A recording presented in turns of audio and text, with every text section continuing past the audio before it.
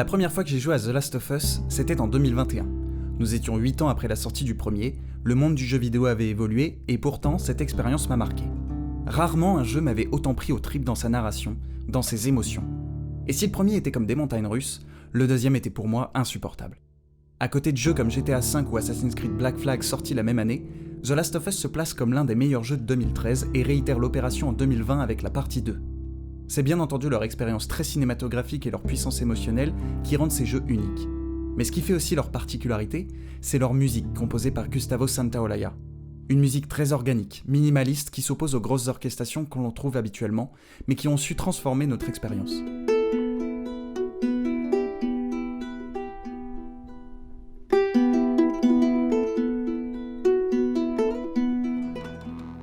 Bonjour à toutes et à tous et bienvenue dans ce deuxième épisode sur l'importance de la musique, dans lequel j'aimerais vous parler de la musique des jeux The Last of Us et tenter de vous expliquer son rôle dans la narration.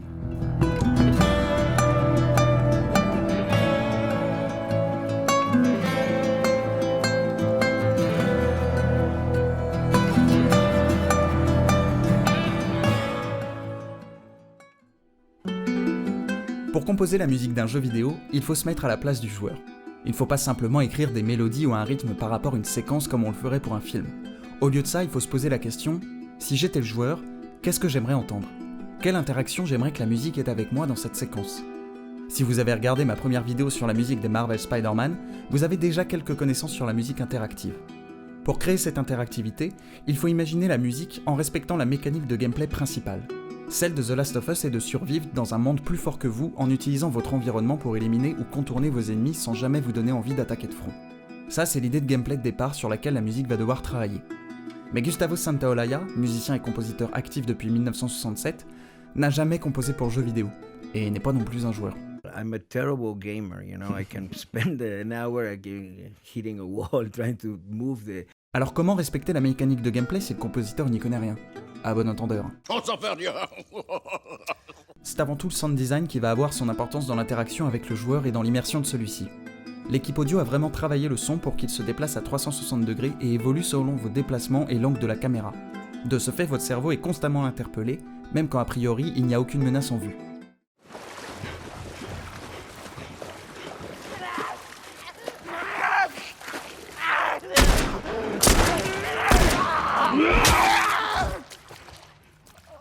A noter que l'équipe artistique a vraiment souligné l'importance des silences. Même si la musique vous accompagne, elle reste pratiquement inaudible. Le jeu veut que vous entendiez les balles fuser au-dessus de vos têtes, les ennemis appeler leurs camarades pour vous prendre à revers, ou les infectés qui se déplacent en émettant des gémissements dans l'obscurité. Les phases de gameplay cherchent vraiment à vous mettre dans un inconfort, une situation stressante comme ce que sont en train de vivre nos personnages. Je pourrais très bien ajouter une musique oppressante pour souligner le danger autour de moi. Faisons un test.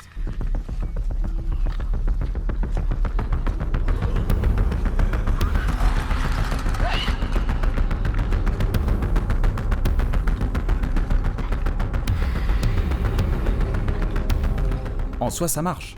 Ça caractérise plutôt bien ce qui se passe. Mais est-ce vraiment nécessaire ? Au final, je n'entends plus les bruits des ennemis, et même, je me sens plus aussi vulnérable parce que j'ai l'impression que la musique me donne une certaine force.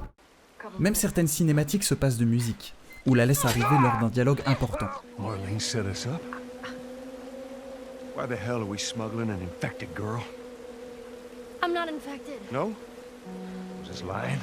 Tout compositeur et compositrice vous diront que la meilleure musique, c'est celle qui sait se taire. Et qu'est-ce que c'est bon d'avoir un compositeur et une équipe artistique qui respectent cette vision et qui prouvent en plus que ça marche dans un jeu AAA. Si Naughty Dog, le studio du jeu, avait l'habitude d'offrir à leurs joueurs des séquences d'action dans les Uncharted, ici c'est tout le contraire. Parce qu'une fois détecté, pas question de la jouer en mode bourrin. Votre vulnérabilité, vos munitions limitées et la dégradation de vos armes au corps à corps vous demanderont d'observer et d'attendre avant d'attaquer.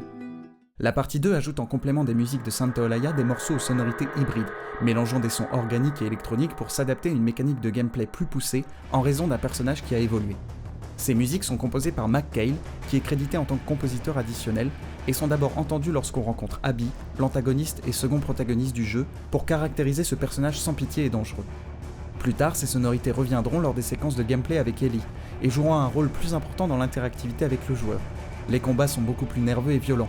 Ellie, aveuglée par la vengeance, se transforme petit à petit en une machine à tuer, aussi dangereuse et impitoyable qu'Abby. La musique rapproche alors deux personnages qui au début s'opposaient. Ce qui fait la particularité de la musique dans The Last of Us, c'est qu'elle a d'abord été pensée pour raconter l'histoire. C'est justement dans ce but précis que le réalisateur du jeu Neil Druckmann a choisi de travailler avec Santa Olaya, notamment suite à son travail en tant que compositeur de musique de film. Le compositeur va créer la musique comme il le fait à son habitude, c'est-à-dire sans images. En rejoignant l'équipe avant même que le processus de création n'ait commencé, Santa Olaya va composer la musique avec ce qu'il connaît de l'histoire et des personnages. Suite à ces créations, certaines scènes du jeu seront réécrites afin de coller parfaitement à la musique, et plus tard certaines lignes de dialogue seront supprimées tant la musique à elle seule suffira à raconter ce que les personnages pensent et ressentent. Le thème principal a été composé en premier. En analysant rapidement le morceau, on se rend compte que Santa Olaya y raconte des éléments de l'histoire. Par cette mélodie qui nous hypnotise, on ressent une sensation de mouvement. L'idée de voyage est annoncée dès le départ et amplifiée par ces maracas qui ressemblent à des bruits de pas.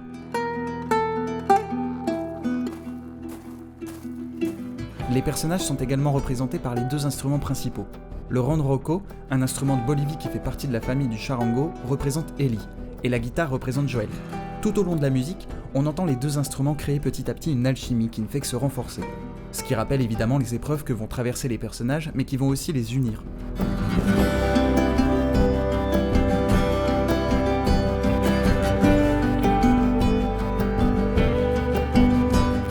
Il n'y a rien de négatif dans cette musique. Certes, peut-être un petit peu au début, histoire de vous dire que c'est quand même l'apocalypse les gars hein. Mais si vous écoutez la musique sans connaître le jeu, vous ne vous dites pas qu'il est question de monstres ou de mondes détruits. Ce choix d'instruments acoustiques et organiques, s'ils sont une métaphore de la nature qui reprend ses droits, représente également l'humain et l'espoir qui réside chez les survivants. Santa Olaya fait d'Ellie son personnage principal. C'est à travers elle que l'histoire s'écrit et par conséquent la musique. Et c'est pour ça que le ronroco est l'instrument principal dans la BO. Dans le deuxième, Santa Olaya le remplace par le banjo, un instrument que le compositeur dit ne pas savoir maîtriser correctement ni jouer de façon traditionnelle. Et c'est marrant de savoir que le compositeur sort de sa zone de confort quand on sait ce que va vivre Ellie. Enfin si on peut encore parler de zone de confort. L'équipe audio s'est aussi amusée à nous annoncer subtilement un élément crucial du deuxième jeu à travers la chanson I'll Never Get Out of This World Alive de Hank Williams. Littéralement, je ne quitterai jamais ce monde vivant. Un morceau que Joel semble particulièrement apprécier. Il y a un fil conducteur qui se crée au travers des deux jeux et qui se matérialise dans la partie 2 avec la guitare. Comme je l'ai dit, c'est l'instrument qui représente Joel, à la fois dans la musique de Santa Olaya, mais également à travers la symbolique de l'objet. Une symbolique qui prend tout son sens dans la partie 2. La guitare est la première chose qu'on voit lorsqu'on commence le jeu. Le joueur se souvient alors de cette promesse faite à Ellie par Joel de lui apprendre à en jouer un jour. Mais les paroles de Joel nous rappellent également le mensonge né dans cette relation, qu'il tentera d'avouer à Ellie en lui chantant la chanson Future Days de Pearl Jam, et dont les premières paroles sont, dans une traduction moyenne, « Si je devais te perdre, je me perdrais sûrement ». If I ever were to lose you, I'd surely lose myself. Everything I have found here, I'm not found by myself. Toute cette scène aurait pu être une cinématique, mais le jeu vous invite à gratter vous-même les cordes de la guitare en introduisant une nouvelle mécanique de gameplay. C'est la dernière chose qui restera de Joel et qu'Ellie tentera de garder, mais à chaque fois qu'elle jouera le morceau, elle sera incapable de dépasser les deux premières phrases. La guitare sera la métaphore de leur relation, comme nous pouvons le voir dans les flashbacks. D'abord, Ellie apprend à jouer, ce qui signifie qu'elle ne connaît pas la vérité mais s'en rapproche de plus en plus. Petit à petit, la guitare se dégrade, il faut trouver de nouvelles cordes. Et même si Joel tentera tant bien que mal d'entretenir leur relation en les changeant dans le troisième flashback, elle finira par se briser, et l'instrument disparaîtra. La guitare représente tout ce qu'il reste de bon en Joel et qu'il transmet à Ellie, qui à son tour promet de transmettre à son fils. C'est une nouvelle lueur d'espoir qui naît chez Ellie lorsqu'elle joue la chanson Take On Me à Dina, créant à son tour une nouvelle relation. Mais face à la vengeance, tout ceci finira par disparaître. Physiquement blessée dans sa quête, Ellie sera incapable de jouer. Elle se souvient alors de la dernière fois qu'elle a vu Joel, jouant sur le porche de sa maison. Les relations qui s'étaient créées et les liens qui continuaient de vivre sont définitivement brisés. Cette blessure physique marque le changement du personnage. Un gouffre infranchissable se crée entre la jeune fille qu'elle était et la femme qu'elle est devenue. Plus rien ne sera jamais comme avant.